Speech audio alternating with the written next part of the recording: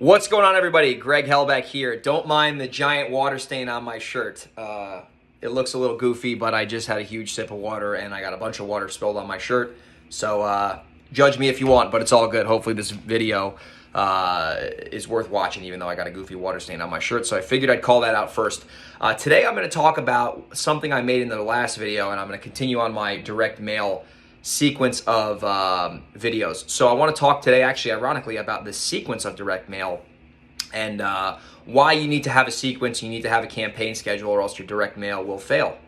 So if you are new to this channel, if you're watching on YouTube, please like the video and please subscribe. My goal is to get to 1,000 subscribers within the next 90 days. So that will only be possible if people subscribe, obviously. So if you can subscribe, that'd be great. If you're watching this on Instagram or you're watching this on Facebook, if you can like the video and share it with some other people or comment on it, let me know what your thoughts are on it.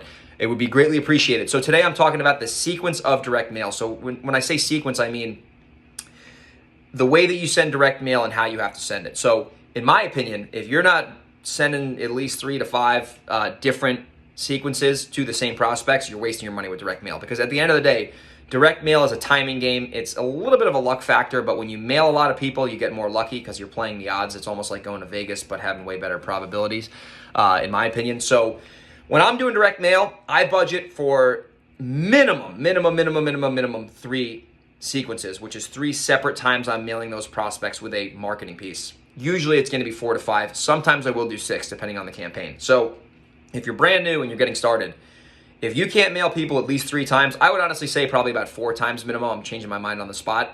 Don't even waste your money with direct mail, because you're going to throw money out there. You might get some calls.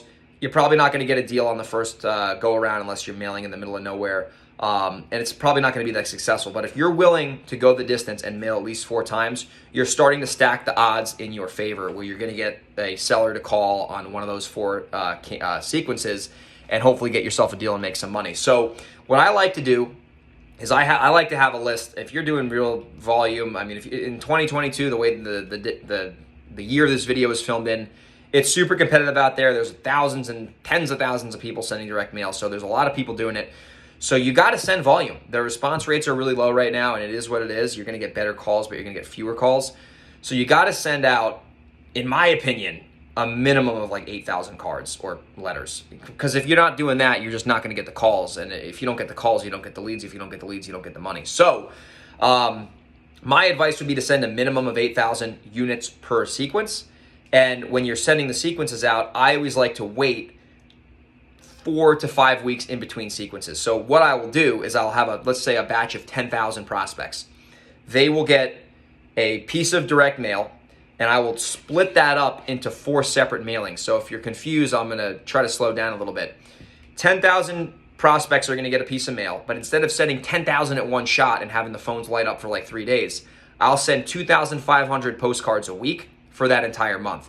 So we get a steady stream of calls coming in, and we have consistency and we have a rhythm. Because when you send out a ton of direct mail in one shot, you're going to spend all your money up front, and you're going to get all these calls, and hopefully you get some good results. But after the 10,000 is up, you're going to, be not getting as many calls. So I like to send out every week 2,500 and do that for a month, and then that sequence is over. And then the next time you do direct mail, I like to wait about 4 to 6 weeks in between sequences. However, when you send the first 2,500, you're going to turn around, and when you send the last 2,500 3 weeks later, I like to wait about 2 weeks, and then I'll send that second group of 2,500 their second mail piece, because that's 4 to 6 weeks in between when they first got a mailing from me. So I know that was a little confusing. Bottom line, to sum it up, in my opinion, minimum 8,000. I'm just using 10,000 to make the numbers simple. 2,500 a week, and then you wait a week in the middle there, and then that group of prospects that got the mail, the first 2,500 go around, they're going to get their second piece of mail, because it's been about 4 to 6 weeks since those same prospects received mail from you. So you got to do your mail in sequences.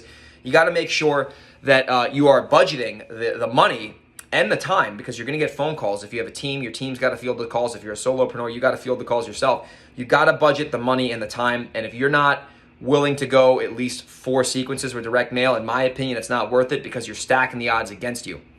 When you start mailing people 2, 3, 4, 5 times, they get the second, third, fourth, fifth postcard from you.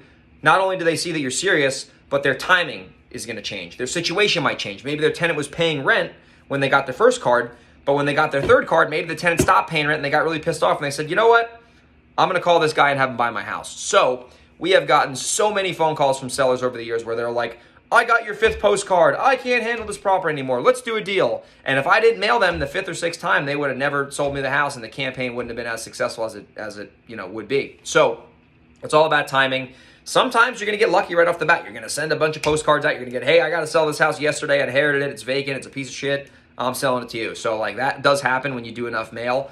But in order to be successful and ensure your success, you want to make sure that you are mailing people a minimum 4 times. And you got to make sure you're consistent with that and you're persistent with that, because I'll be honest with you about direct mail. Most calls are garbage. You're going to get tons of people calling in. You take me off your list. Screw you. Why are you mailing me? What do you think my house is for sale for? Why?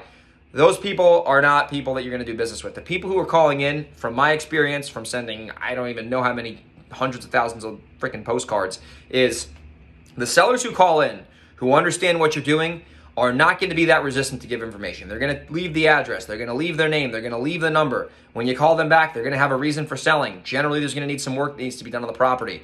And they're going to be somewhat willing to have a conversation with you. I'm not saying they're going to give you their property away on the first call, but they're going to be willing to have a conversation, give you some information that you need, allow you to ask them some information that they can give you, and you can have a productive phone call.